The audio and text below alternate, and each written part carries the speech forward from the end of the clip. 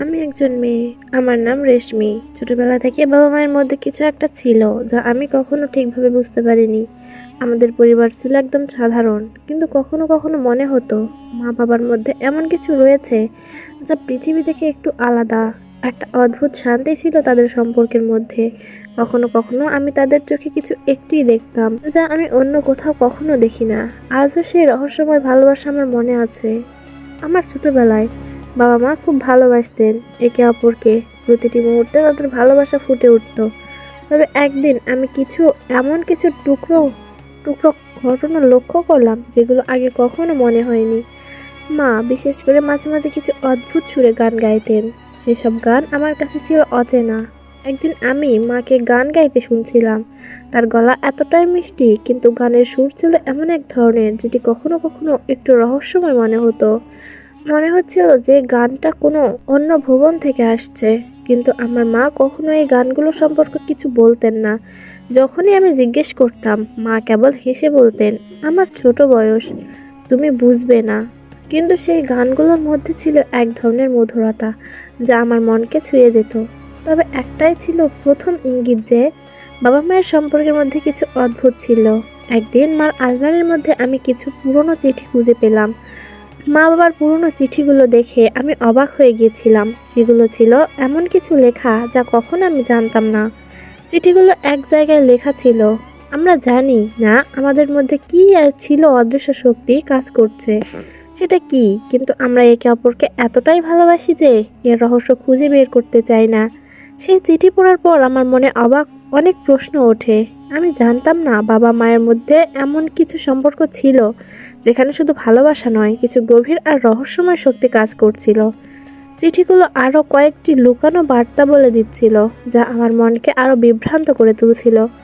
একদিন আমি বাবা মায়ের কাছে বসে এই চিঠি সম্পর্কে প্রশ্ন করতে চাইলাম, কিন্তু আমি ভয় পেয়ে গেলাম। মনে হচ্ছিল এই প্রশ্নের উত্তর না জানাই ভালো, কারণ তাদের সম্পর্কের মধ্যে এমন কিছু ছিল যা আমি যেন কখনো জানতে পারবো না। তারা দুজনই একে অপরকে এমনভাবে ভালোবাসতেন যেন পৃথিবী তাদের মাঝে কিছুই বদলে দিতে পারবে না। বাবা মার সম্পর্কের মধ্যে আরও কিছু এমন ঘটনা ঘটতো যা আমার কাছে ছিল এক ধরনের রূপকথার মতো। একবার আমি দেখেছিলাম, বাবা যখন মাকে কিছু বলতে যাচ্ছিলেন, তখন তাদের দুজনের চোখে এমন এক ধরনের চমকপ্রদ যোগাযোগ হয়েছিল যা আমি আগে কখনো দেখিনি। বাবা মায়ের মধ্যে যেন একটা অদৃশ্য সম্পর্ক ছিল যা আমি বুঝতে পারতাম না, কিন্তু অনুভব করতে পারতাম। মনে হতো তারা একে অপরের আত্মা থেকে গেঁথে গেছেন। তাদের ভালোবাসা এত গভীর যে কোনো কিছুই তা তছনছ করতে পারবে না। একদিন আমি বাবার কাছে গিয়ে প্রশ্ন করলাম, বাবা, আপনি এবং মা এত ভালোবাসেন একে অপরকে, কেন এমন লাগছে যেন কিছু একটা রহস্য আছে? বাবা আমাকে এক দৃষ্টিতে দেখে হাসলেন। তারপর বললেন, রেশমি, তোমার মা এবং আমি একে অপরকে ভালোবাসি, তবে সেটা শুধুমাত্র একে অপরকে ভালোবাসা নয়, আমাদের মধ্যে কিছু একটা আছে যা ভাষায় প্রকাশ করা সম্ভব নয়। তোমার মাকে তুমি জানো, কিন্তু আমাদের সম্পর্কের গভীরতা তুমি একদিন বুঝবে। বাবার কথা শুনে আমি কিছুটা হোঁচট খেয়ে গিয়েছিলাম। আসলে আমি বুঝতে পারছিলাম না বাবা এমন কথা কেন বলছেন। তবে তখনই আমি জানতাম আমার বাবা মায়ের মধ্যে কিছু আছে যা অন্যদের কাছে অদেখা এবং অজানা। তারা ছিল একে অপরের জন্য একে অপরের আত্মা। একে অপরকে এমনভাবে ভালোবাসতো যে সেই ভালোবাসার রহস্য আজও পৃথিবী থেকে অদৃশ্য রয়ে গেছে। যতই দিন যেতে থাকলো, ততই আমি সেই রহস্যের মধ্যে আরও ডুবে যেতে থাকলাম। মা যখন রাতে চুপচাপ গান গাইতেন অথবা বাবা মাকে একে অপরের চোখে তাকিয়ে থাকতেন, আমি বুঝতাম এই ভালোবাসার কিছু বিশেষ অর্থ ছিল যা আমি না জানলেও বুঝতে পেরেছিলাম যে তারা একে অপরকে জানতেন, অনুভব করতেন। তাদের মধ্যে কোনো শব্দ ছাড়া এমন এক যোগাযোগ ছিল যা শব্দ দিয়ে ব্যাখ্যা করা সম্ভব নয়। বাবা মায়ের রহস্যজনক ভালোবাসার এই গল্প আমার কাছে আজও অমীমাংসিত।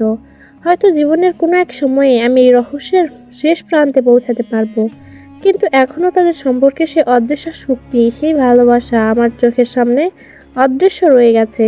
তাদের সম্পর্কের এই গোপন রহস্য আর এক জীবনে হয়তো আমি কখনো জানবো না, কিন্তু আজও মনে হয় বাবা মায়ের সেই গভীরতা, ভালোবাসা পৃথিবীর থেকে সব কিছুকে ছাপিয়ে এক আলাদা রহস্যের মতো হয়ে গেছে।